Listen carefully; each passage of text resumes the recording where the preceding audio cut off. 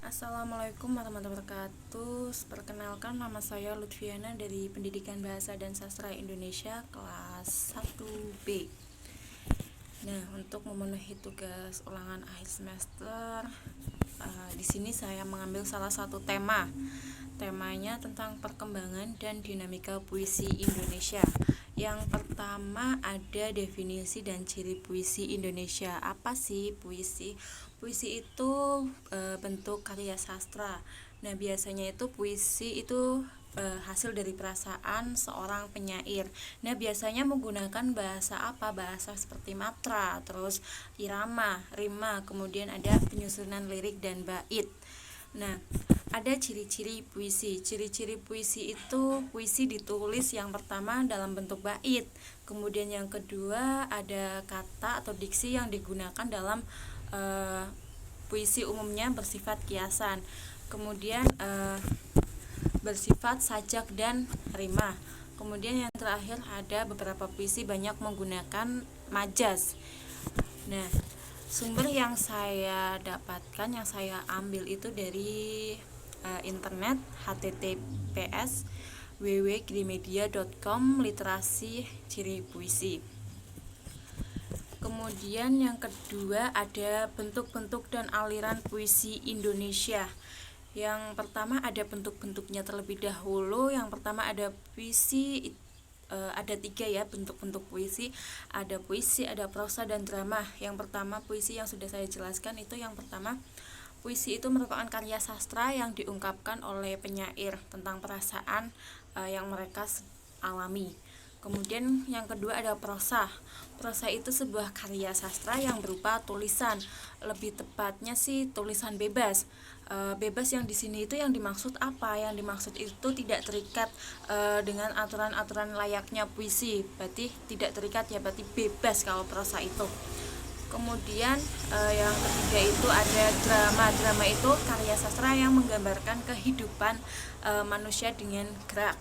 Tujuannya itu untuk menceritakan kembali suatu kisah kepada penonton melalui sebuah pelakuan dialog atau percakapan bahasa yang panjang yang biasa kalian lihat kayak FTV gitu. Kemudian yang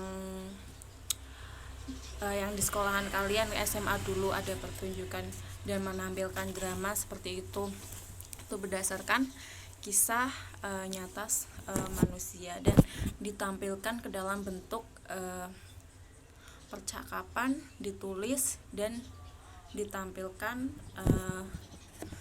seperti drama.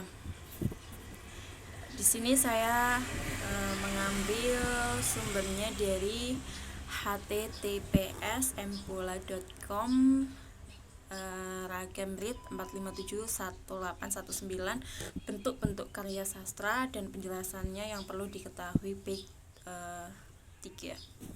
Saya mengambil sumber dari internet. Kemudian ada aliran puisi Indonesia. Yang pertama ada aliran realisme. Aliran realisme itu menuntut penyairnya untuk melukiskan sesuatu sesuai dengan kenyataan sebenarnya secara teliti dan lebih detail lagi. Contoh puisinya seperti Sajak Anak-anak karya Wiji Tukul.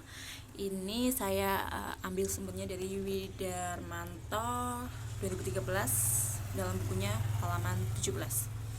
Kemudian ada aliran ekspresionisme, itu berbanding kebalik dari tadi realisme.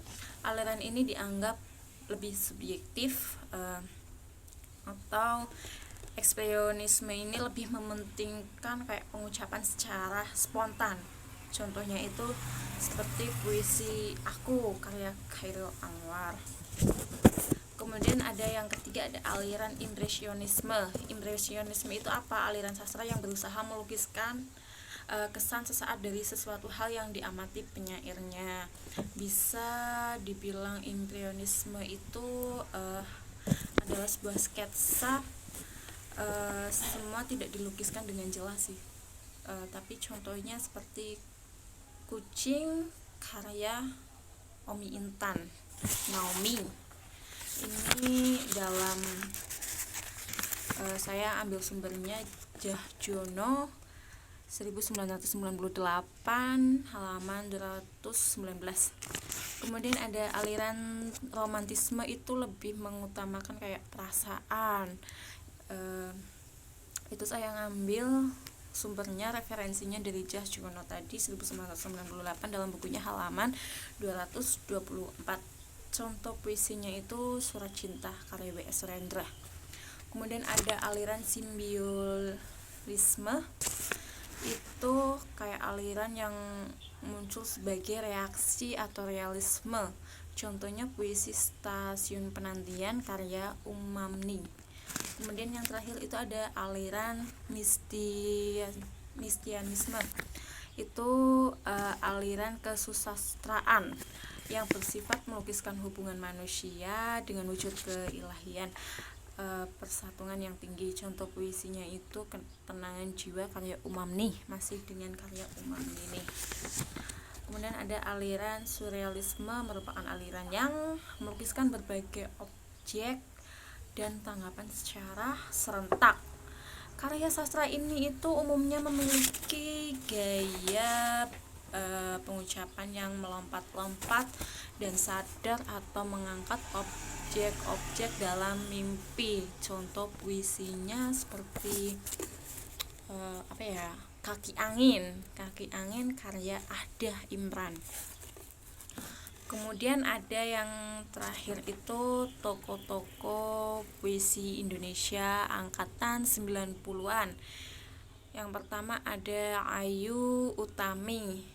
Nah, itu karyanya ada Sisaman tahun 1998 dan Larung tahun 2001. Kemudian ada Ahmadun Yosi Herfanda. Itu karyanya ada Sajak Penari tahun 1990, Sebelum Tertawa Dilarang tahun 1997. Kemudian ada Fragmen Kekalahan tahun 1997. Kemudian ada Sembahyung Rumputan tahun 1997. Kemudian ada tokoh dari Hilman Hariwijaya.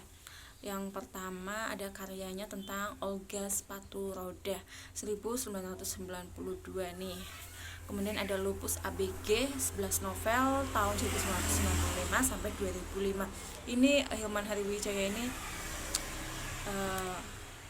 saya sangat suka karyanya karena novelnya tuh bagus menurut saya. Kemudian ada Dorothea Rosa Herliani, ada Dorothea Rosa Herliani. Itu ada ada karyanya tentang Matahari yang Mengalir tahun 1990. Kemudian ada Kepompong Sunyi tahun 1990. Kemudian ada Nikah Ilalang tahun 1995. Kemudian ada Mimpi Gugur Daun Zaitun 1999. Kemudian ada tokoh Gustav Rizal. Yang pertama ada karyanya yang berjudul Segi Empat Patah Sisi 1990. Kemudian ada Segitiga Lepas Kaki tahun 1991. Kemudian ada Ben 1992. Ada Kemilau Cahaya dan Perempuan Buta 1999. Di sini saya mengambil referensi atau sumber dari internet,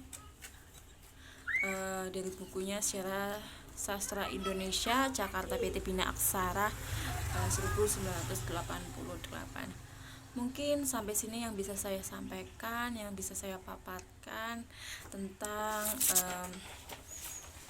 sastra yang ada di Indonesia, tentang perkembangan dan dinamika puisi Indonesia yang sekarang, yang dulu. Mungkin cukup sekian dan terima kasih. Wassalamualaikum warahmatullahi wabarakatuh.